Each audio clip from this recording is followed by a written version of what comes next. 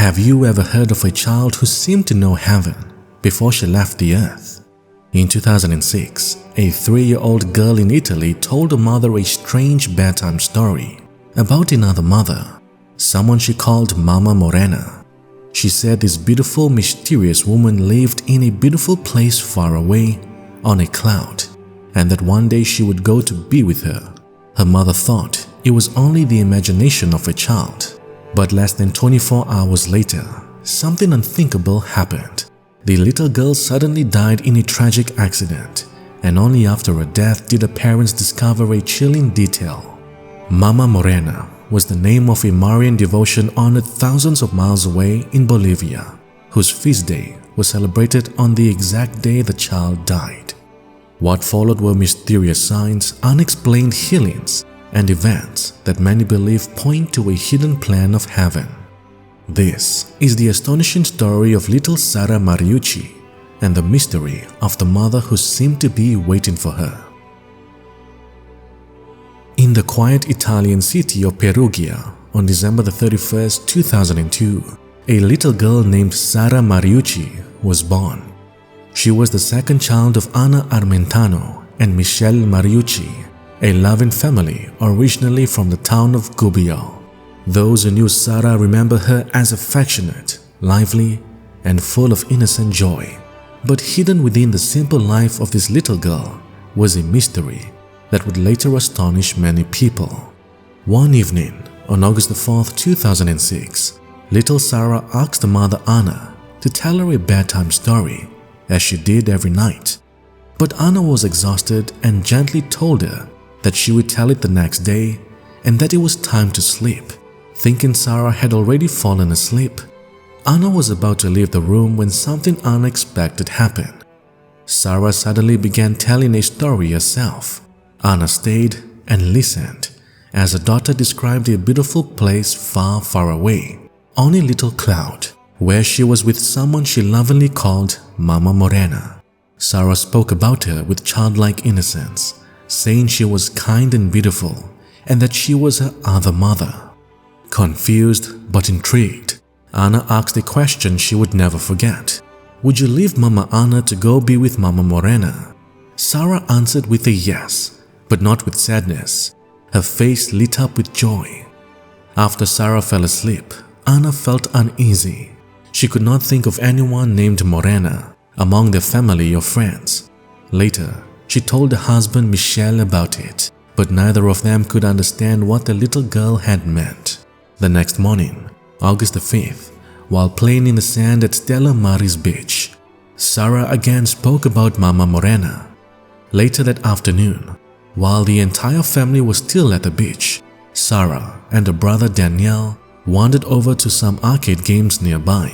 Daniel had climbed onto a motorcycle game, while Sara stood beside him drinking a granita and watching him play. Suddenly, Anna felt a strange urge to go look for her daughter, and when she arrived, she found Sara lying on the floor. It seemed that moments earlier, Sara had touched the metal footboard of the motorcycle game. The metal had suddenly short-circuited, releasing a powerful electrical discharge that killed her instantly. The tragedy shook the entire community of Gubbio. People struggled to understand how such a joyful and innocent child could be taken so suddenly. Sara's funeral was held on August 7th in the church of San Martino in Colle. As family members gathered to say their farewell, Sara's father Michele noticed something that made him pause. Behind the small white coffin was an image of the Madonna. Suddenly, he remembered what Sara had told her mother the night before about the mysterious Mama Morena. The following day, Michele searched the name Morena on the internet, and what he discovered left him stunned. In Copacabana, in Bolivia, there is a famous sanctuary dedicated to Our Lady Morena, and the feast of this Marian devotion is celebrated on August 5th, the very day Sara had died. For Michele and Anna, this discovery felt like a sign. Just a month later, in September of 2006, they made a pilgrimage to that sanctuary in Bolivia. There they prayed before the statue of Our Lady Morena and brought back a statue to place in the parish church of San Martino in Colle. But the mystery surrounding Sara was only beginning. At the time of Sara's death, her family was far from faith. Anna had already endured deep suffering in her life, and losing her 3-year-old daughter plunged her into a darkness so overwhelming that she did not even want to see Sara's lifeless body again. But friends gently persuaded Anna and Michelle to say one last goodbye. When Anna finally stood before her daughter's body, something happened that changed everything. In the midst of her immense grief, she suddenly noticed a profound serenity on Sara's face, peace and even joy, as if the child was simply resting. In that moment, Anna felt an unexpected calm enter her heart, a peace she had never experienced before.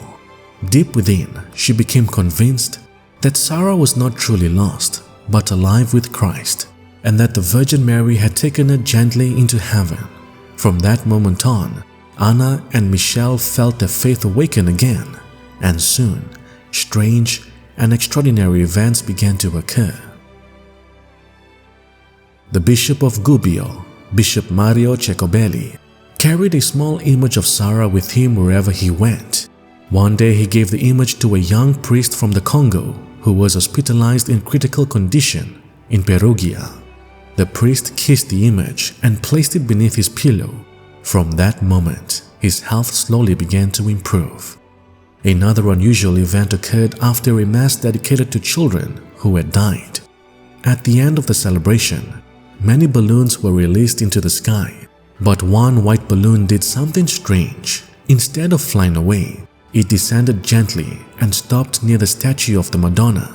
Then it floated over to an olive tree that Sara had loved, and there it remained suspended for 3 days. In 2007, another mystery appeared. A photojournalist from Milan came to photograph Anna, holding a picture of her daughter. Later, when he reviewed the images on his digital camera, he noticed something shocking. The entire photograph looked normal, except for Sara's face. Her face appeared as a perfect negative image. Even more astonishing, when the photograph was printed in reverse, turning the whole picture into a negative, Sara's face appeared perfectly normal. Over the years, many people began visiting Sara's tomb in San Martino in Colle, praying and asking for her intercession.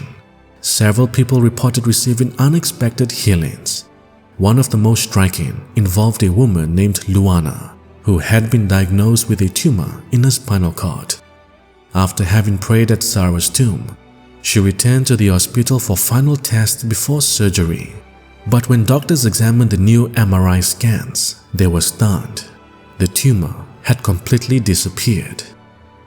Another sign came from Sara's own grandfather. A few weeks after her death, he noticed a strange white flower growing in his olive grove. It was unlike anything he had ever seen before. Botanists from the University of Perugia later identified it as Jimson weed, a plant native to South America, especially Bolivia, the very country where Our Lady Morena is venerated. And every year, in the month of August, that same white flower blooms again. For many believers, Sara's story is more than the memory of a child. It is a reminder of something deeper. Her life seems to echo many of the messages attributed to the Virgin Mary in modern times. The call to consecrate ourselves to God through the Immaculate Heart of Mary, the trials that families will endure, and the spiritual battle that surrounds our world. Despite suffering, despite loss, despite the darkness that sometimes surrounds us, the story of little Sara points towards the promise that faith proclaims that God's love is stronger than death, and that the Immaculate Heart of Mary ultimately leads souls towards the victory of that love, a victory that begins quietly, even in the heart of a child. Little Sara Mariucci, pray for us.